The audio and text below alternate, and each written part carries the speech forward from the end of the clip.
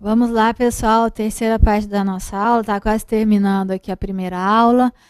Agora a gente vai falar sobre o inadimplemento e o descumprimento. Que, como a gente está destrinchando lá o artigo 1º, que diz que o protesto é um ato formal e solene pelo qual se prova a inadimplência e o descumprimento de uma obrigação originada em título ou outros documentos de dívida, aqui cabe a gente fazer uma observação sobre essas duas expressões, inadimplência e descumprimento. Então, eles vão ser semelhantes em qual sentido? Eles são semelhantes no sentido de que eles correspondem, que a inadimplência e o descumprimento, eles correspondem à não satisfação pelo obrigado do tempo, modo ou lugar pelos quais ele se comprometeu. Então, nesse aspecto, eles são semelhantes, só que eles são termos distintos. Por quê? Porque, pessoal, o descumprimento ele está associado a uma obrigação de fazer, de não fazer e de dar coisa certa, conversível em valor. E a inadimplência ela está associada à obrigação de pagar. Para vocês visualizarem melhor isso daqui, eu vou dar um exemplo do que seria o descumprimento. A gente sabe que a duplicata, que é um título que comporta aceite, o aceite é um ato cambiário, só para a gente relembrar aqui o que é o aceite é o ato em que o sacador ele dá uma ordem ao credor, ao sacado, para que ele aceite essa ordem. Então, na duplicata, esse aceite ele é obrigatório, salvo 3 exceções que vocês vão tratar lá com o professor Juan. E, salvo essas 3 exceções, o aceite ele tem que ser aceito. Diferentemente da letra de câmbio, que o aceite é um ato cambiário facultativo. Então, sendo o aceite um ato obrigatório na duplicata, se o sacado ele não der o aceite, uma forma de se comprovar esse descumprimento, que é uma obrigação, é fazendo protesto por falta de aceite. Daí, então, a gente falar que o descumprimento está relacionado a uma obrigação de fazer, não fazer e dar coisa certa conversível em valor. O Ivan vai colocar um slide aqui para a gente, que é uma perguntinha que já foi objeto de prova. Vamos ver lá. Ó. Questão de prova oral. E se fosse obrigação de dar coisa certa, diversa de dinheiro, de fazer e de não fazer, caberia o protesto? Ó, já respondi para vocês. O protesto ele somente será viável quando a avença ou a lei prefixarem o valor da indenização. Então, nesse caso, o protesto sempre será por falta de pagamento e não por falta de aceite. Vamos dar um exemplo. Se for estabelecido que o devedor se obriga a entregar 1000 sacas de uma mercadoria ou a construir uma casa, o tabelião poderá protestar o instrumento que estabeleça a convenção se ali contiver uma cláusula que combine multa ou indenização. Então, se tiver prefixado esse valor, é possível sim o protesto. Então, sobre inadimplência e o descumprimento, é isso aí que eu tinha para falar para vocês. Vamos lá para a outra parte da aula. Deixa eu ver se eu me ajeito aqui rapidinho.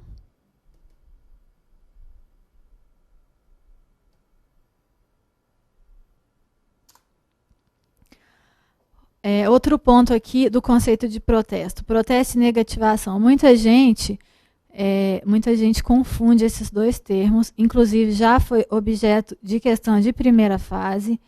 Tá? Não, gente, isso daqui é inadmissível, tá certo? Porque a gente já viu que protestar o protesto é um ato formal e solene, pelo qual se prova a inadimplência e o descumprimento de uma obrigação originada no título ou outro documento de dívida. E negativar não tem nada a ver com protestar. A negativação pode até ser um dos efeitos do protesto, mas ela não tem realmente nada a ver. Por quê? Porque negativar é apenas incluir o nome do devedor nesses bancos de dados privados. Como, por exemplo, o SCPC e o Serasa. A negativação, gente, ela não garante nenhum direito ao credor. O que garante o direito ao credor é o protesto. E a gente vai ver isso lá quando for estudar os efeitos do protesto. O protesto ele tem fé pública, ele prova a existência de uma dívida e ele é um meio de recuperação de crédito. Então não tem nada a ver uma coisa com a outra. Os tabelionatos de protesto, gente, eles são bancos de dados de inadimplência oficial do poder público. O Serasa, assim como o SCPC, que é o Serviço Central de Proteção ao Crédito, e as demais associações de proteção ao crédito, eles são entidades privadas. O Serasa é o banco de dados de inadimplentes das instituições financeiras e o SCPC é o banco de dados dos inadimplentes de associações comerciais. Só que tanto o Serasa como o SCPC, eles são conveniados do cartório. Vocês vão ver lá no artigo 29, que trata uma das obrigações do tabelião é fornecer informações para essas entidades privadas. A gente vai estudar lá mais aprofundado. Então, em razão disso, eles são conveniados do protesto. O protesto, ele recebe por isso, por dar essas informações de todos os títulos lavrados e cancelados diariamente a essas entidades privadas. Tá certo? Bom, então, fechada essa parte também. Vamos lá.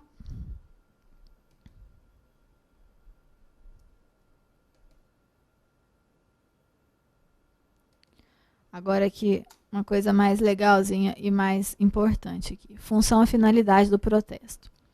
Hoje, atualmente, existem duas visões sobre o protesto. A visão tradicional e a visão moderna do protesto.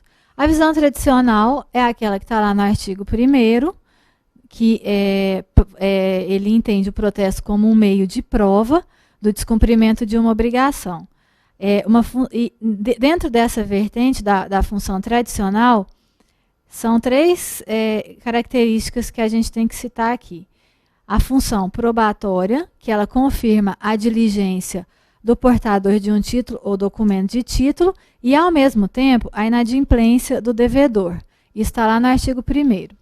Então, pessoal, de fato, a função primordial do protesto é a função testificante, é a testificação da falta de pagamento, da falta de aceite e da falta de devolução de um título ou documento de dívida. Também dentro da visão do protesto, da visão tradicional do protesto, a gente vê que existe uma função conservatória. O que isso significa? Significa que o protesto ele conserva o direito de regresso do endossante e seus avalistas em relação às cambiais. Nesse caso aqui, o protesto é sempre necessário. Também a função inerente ao protesto é a função informativa. Por quê? Porque o ato notarial do protesto ele informa aos demais integrantes de uma relação cambial, bem como ao mercado de crédito geral, a inadimplência de um obrigado. Só que atualmente, pessoal, a doutrina ela aponta um novo conceito de protesto, que está muito mais ligado à função social do tabelião de protesto como um agente de pacificação social. Então, para a visão moderna, o protesto é um instrumento de pacificação social. Por quê? Porque ele é um meio de sanear os conflitos de crédito presentes e prevenir negócios futuros. Então, pessoal, a gente vê que a finalidade dele atualmente não é apenas de coerção, não é apenas um meio coercitivo para a obtenção do pagamento do devedor. Hoje, o Ivan, coloca para a gente o slide. Anotem isso, gente, que é muito importante. Também objeto de prova, de várias questões da prova oral. Olha só, hoje o protesto ele é uma forma segura, rápida, de composição e prevenção de litígios, sem passar por manobras protelatórias, que insegurança e revolta geram aos seus pagadores. Então, ele exerce aqui uma função de cura e profilaxia jurídica, assim como o tabelionato de notas. O protesto, hoje, ele é um meio relevante de recuperação de crédito. E aqui, muito importante, gente, número 3, o protesto é meio de descarrego do Poder Judiciário. E, além disso, ele é um meio muito mais célere do que se você entrasse com uma ação de execução, né, quando possível. Tá certo? Então, assim, ao longo do curso, a gente vai ver por que essa celeridade. É em razão dos prazos que a Lei 9492 ela dá aos procedimentos do protesto. Por exemplo, aquele tríodo legal que eu já citei para vocês, né, que o protesto tem o prazo de 30 dias. A intimação ela tem que ser feita no prazo dentro de até 24 horas da protocolização. As certidões elas têm que ser fornecidas até o máximo de 5 dias, tá certo? Fechamos essa parte também.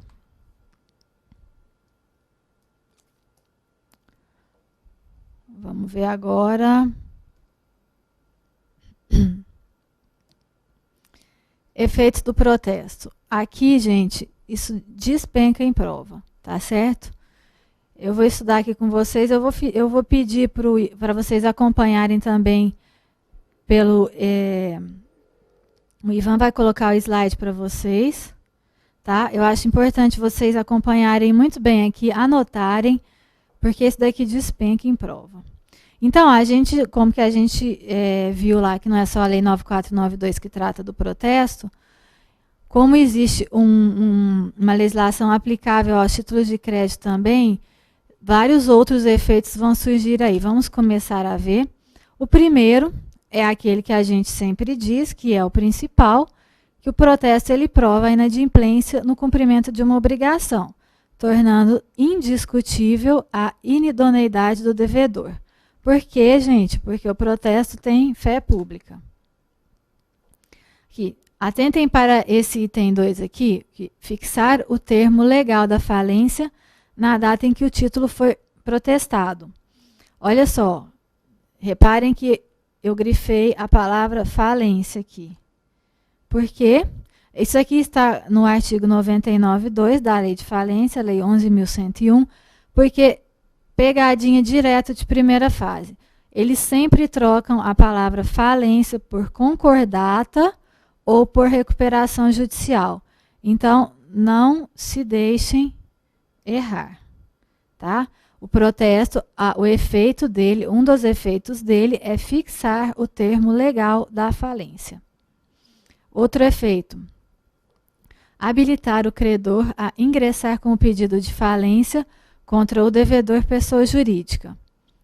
4. Conservar o direito de regresso contra o sacado, os endossantes e seus avalistas.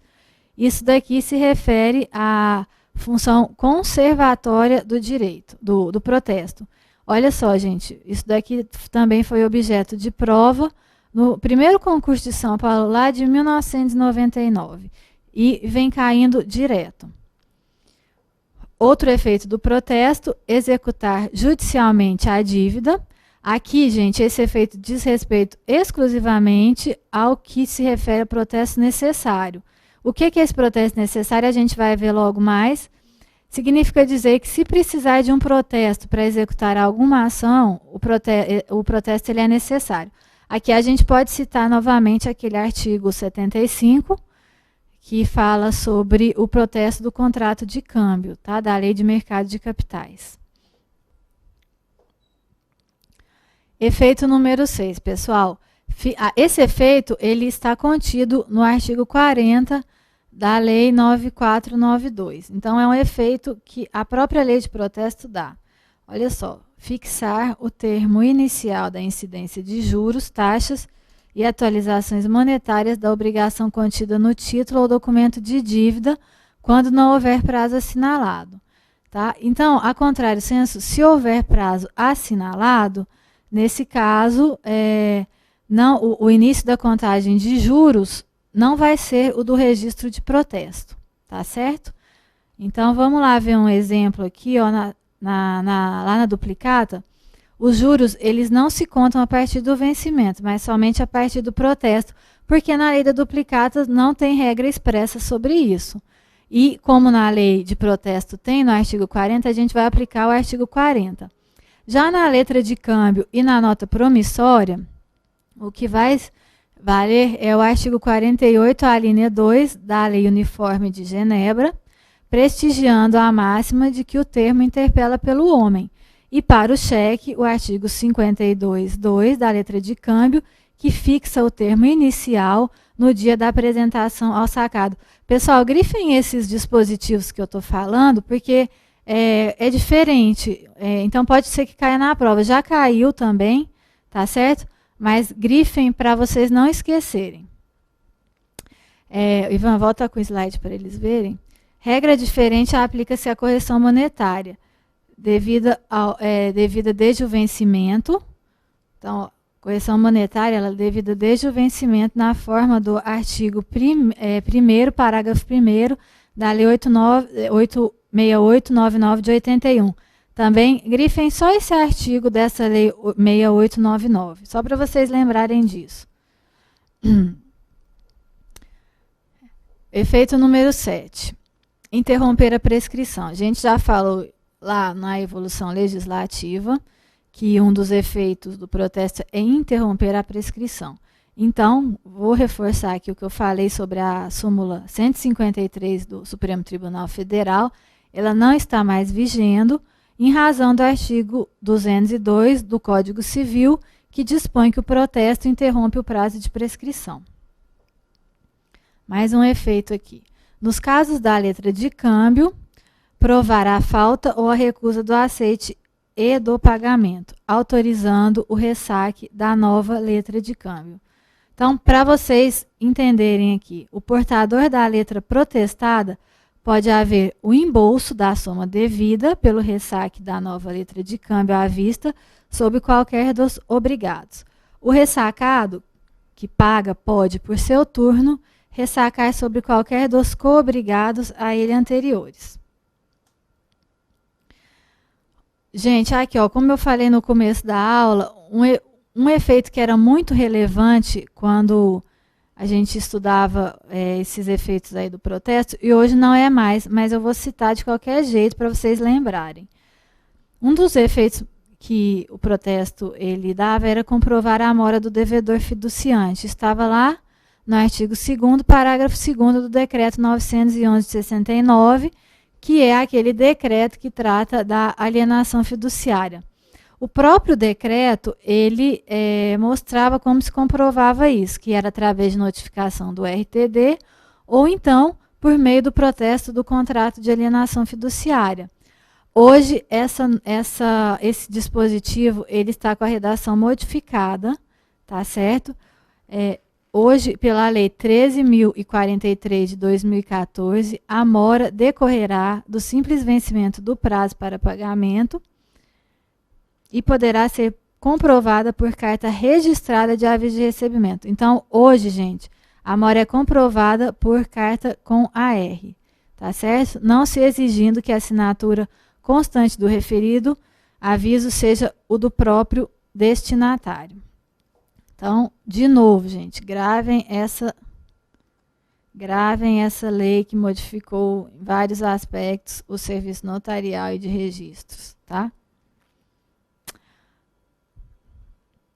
Olha lá, isso daí foi objeto de prova do Acre de 2006 pela CESP. O 10º efeito do protesto.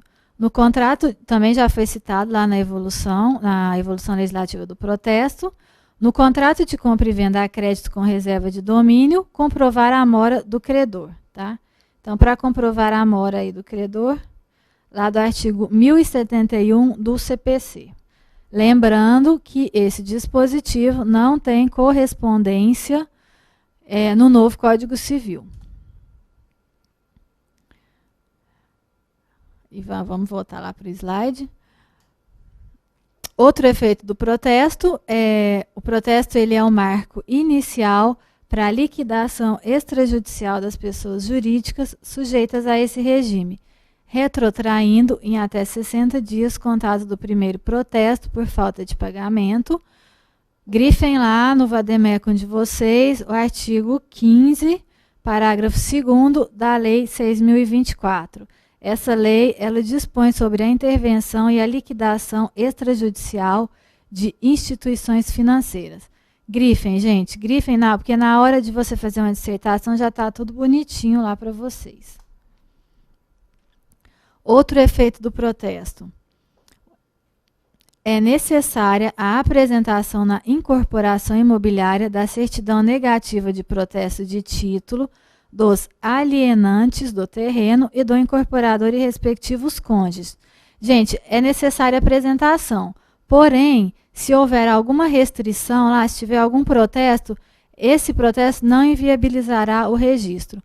Grifem também lá o artigo 32b, combinado com o parágrafo 5º da Lei de Incorporação Imobiliária, que é a Lei 4.591 de 64. Outro efeito. Também é necessária para o desmembramento e o loteamento a apresentação da certidão de protesto de títulos em nome do loteador e daqueles que tenham sido titulares de direitos reais sobre o imóvel, pelo período de 10 anos. Pessoal, volta e meia vai gente lá no cartório pedindo a certidão de protesto. Eles esquecem de pedir esse prazo de 10 anos, porque a gente vai ver lá no artigo 27, que quando não for dito nenhum prazo, a gente dá a certidão pelo prazo de máximo de 5 anos, tá certo? Então, lembrem, quando vocês assumirem o cartório, quando for para efeito de loteamento, lembrem de dar essa certidão de 10 anos aqui. Nesse caso, a existência de restrições também não inviabilizará o registro. Se mostrar comprovado, isso é uma observação que a Lei 6766 faz. Olha só, se não mostrar comprovado que os protestos não prejudicarão os adquirentes de lotes. Grifem lá no seu vademecum. Artigo 18, inciso 4, a linha A, combinado com os parágrafos 1º e 2º da Lei de Parcelamento do Solo, que é a Lei 6766. O Decreto-Lei 58 de 1937, que trata do loteamento rural, só para lembrar, a Lei 6766, ela trata do loteamento urbano, tá? Então, o Decreto-Lei 58, ele estabelece que as certidões positivas de protesto também não impedem o protesto. Marquem também aí o artigo nos vademecum de vocês. Gente, vamos então comprovar tudo isso que a gente falou em algumas questõezinhas aqui que eu selecionei para vocês. Olha só, essa aqui é recente, é do IESES lá do Maranhão. Vamos ver aqui, ó. Quanto aos efeitos do protesto, só para lembrar, cai inúmeras questões sobre efeitos do protesto. Então, tudo que eu falei para vocês, não se esqueçam, anotem, tá? Anotem no vademecum, anotem no caderno, porque cai, não tem outra escapatória. Então, vamos lá para a questão, Ivan. Quanto aos efeitos do protesto, assinale a alternativa incorreta. Letra A. Fixação da amora do devedor. Gente, essa aqui vocês já viram lá, eu já citei vários exemplos. Eu citei o exemplo do CPC 1071, tá? Tem da lei da alienação fiduciária que na época estava vigendo, tá bem? Então, fixação da amora do devedor é um dos efeitos do protesto. Portanto, a assertiva está correta e não incorreta. Letra B. Assegurar o direito de regresso contra os coobrigados cambiários. Também falei lá para vocês, acho que capaz que foi o item 3 que eu falei. Então, é correto. A questão letra B, a assertiva está correta. Interrupção do prazo prescricional. Artigo 202, inciso 3, né? Não tem erro aqui. Lembrando que a súmula 153 do STF não vige mais. Então, um dos efeitos do protesto é a interrupção do prazo prescricional.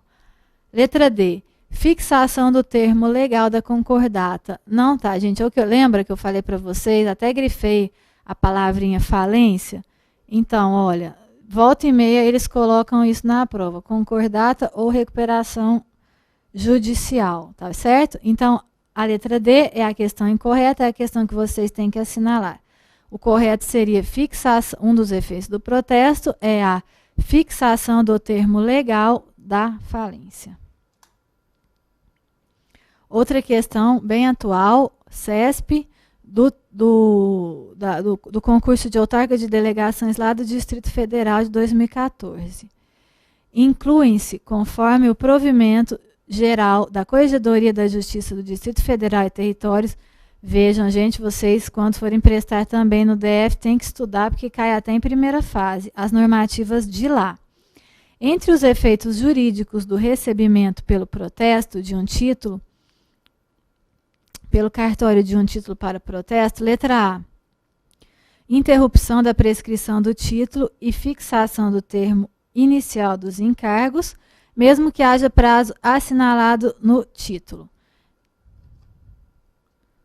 Gente, a gente viu, até comentei que o artigo, quando eu fui falar dos efeitos do protesto, desse efeito, eu comentei que era um efeito que estava previsto na lei de protesto. Então, lá no artigo 40, a gente vai ver que essa parte final aqui, ó, mesmo que haja prazo assinalado, essa parte é a que está incorreta, tá? Só para relembrar o artigo 40, ele diz, não havendo prazo assinado, a data do registro do protesto é o termo inicial da incidência de juros, taxas e atualizações monetárias sobre o valor da obrigação contida no título ou documento de dívida. Letra B. Tá? Então, a questão está incorreta por causa disso aqui, ó. Letra B. Fixação do termo inicial dos encargos, mesmo que haja prazo assinalado, também o que está errado é aqui. A gente viu, artigo 40 da LPT. E prevenção do cartório recebedor. Gente, não é prevenção não, tá? A gente vai ver lá no artigo 8º, parágrafo único, não, no artigo 8º mesmo, não é parágrafo único, que se trata de distribuição do cartório fornecedor. Quando houver mais de um cartório em uma comarca, vai ser preciso um cartório distribuidor. Então, é isso, a gente vai ver lá no artigo 8º, tá certo? Vamos voltar lá para o slide. Então, a letra B também está incorreta. Prevenção do cartório recebedor e, quando houver prazo assinalado, fixação do termo inicial dos encargos. Também está errado aqui, né, gente? Por causa daqui, prevenção do cartório fornecedor. A outra parte está correta. Letra D. Prova da inadimplência do devedor e interrupção da prescrição. Perfeito, né? São os dois efeitos do protesto. Letra D é a alternativa correta que vocês deviam marcar aí. Letra E, prova da inadimplência do devedor e fixação do termo inicial dos encargos, mesmo que haja prazo assinalado. Olha ele aí de novo, gente. Erradíssimo, tá? Portanto, decorem o artigo 40 da lei de protesto. Então, fechamos mais essa parte. Vamos aqui dar continuidade, já a gente faz um intervalinho.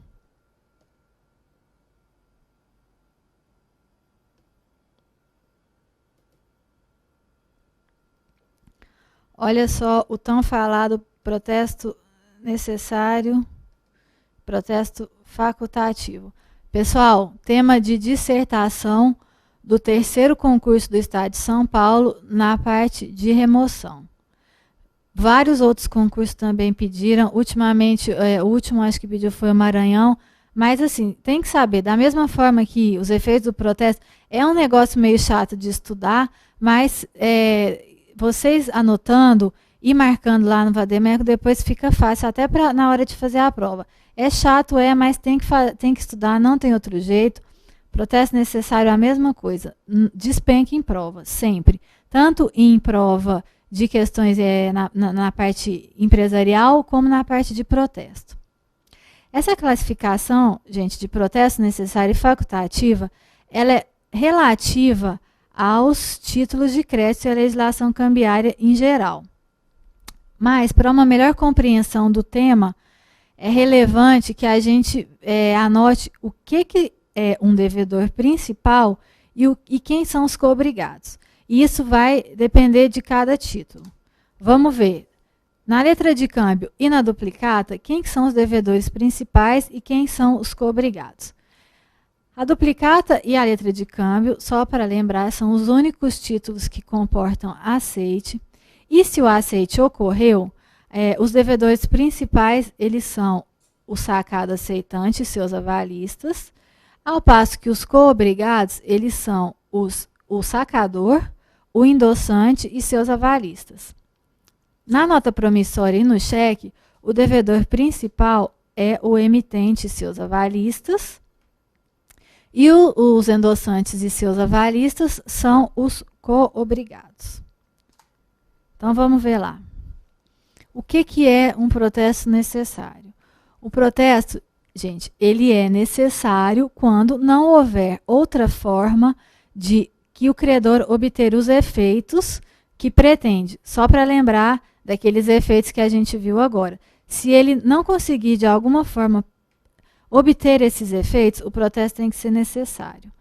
O protesto ele é necessário para que o portador do título realize o seu direito de regresso contra os coobrigados. Olha aí mais uma questãozinha de prova lá do Rio Grande do Sul, de 2004. Sempre que o protesto for necessário, a função dele será conservatória de direitos, tá? Então, de uma forma geral, mais resumida, quando eu precisar do protesto para que seja ajuizada determinada ação, o protesto vai ser necessário.